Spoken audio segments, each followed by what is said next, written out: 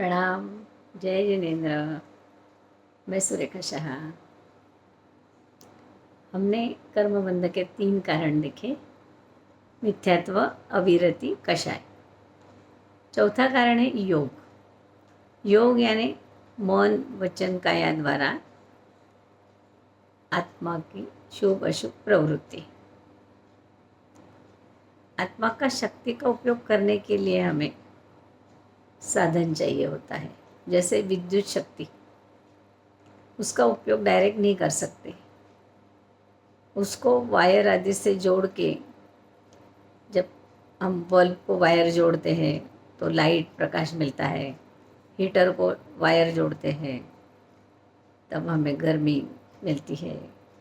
उसी प्रकार आत्मशक्ति को भी उपयोग में लाने के लिए हमारी आत्मा में जो शक्ति है उसको उपयोग कैसे करेंगे? मन वचन काया द्वारा। ये उसके साधन है। मन वचन काया के साधन द्वारा हम उसका उपयोग करते हैं। इसलिए मन वचन काया ये 3 आत्मा में शुभ अशुभ भाव प्रवेश द्वारा, शुभ आत्मा के शुभ अशुभ भाव द्वारा जो भी कर्म उत्पन्न होते हैं वो कर्म का प्रवेश द्वार भी कहे जाते हैं। क्योंकि ये मन वचन काया द्वारा ही तो कर्म आत्मा में प्रविष्ट है। और इसके 2 प्रकार हैं, एक द्रव्य और एक भाव। इसे आश्रव भी कहते हैं। तो मन वचन काया की जो कार्य करते हैं, मन वचन काया से जो कार्य करते हैं, जो काम करते हैं, उसको द्रव्याश्रव कहते हैं। और मन वचन काया द्वारा आत्मा की जो शुभ अशुभ प्रवृत्ति है, जो शुभ अशुभ कार्य है, उस कार्य में जो आत्मा के अध्यवसाय है, जो आत्मा के भाव है, उसे भावाश्रव कहते हैं। द्रव्याश्रव से भाव आश्रव की तो प्रधानता रहती है।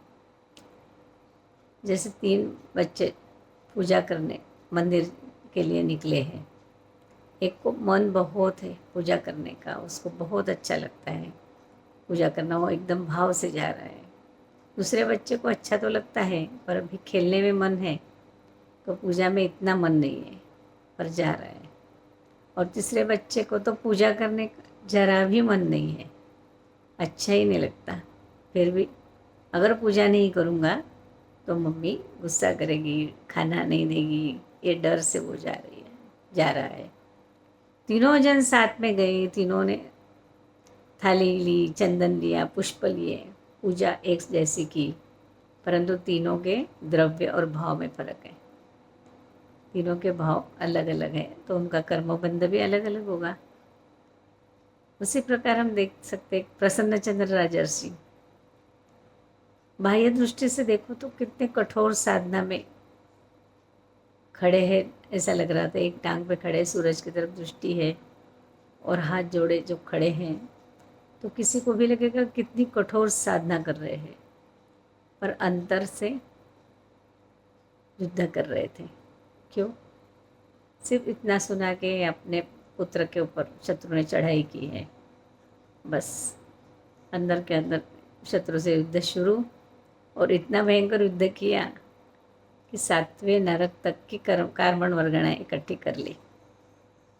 परंतु किस्मत अच्छी थी, कुछ निमित्त अच्छे मिल गया और शुभ भाव में परिवर्तन हो गया।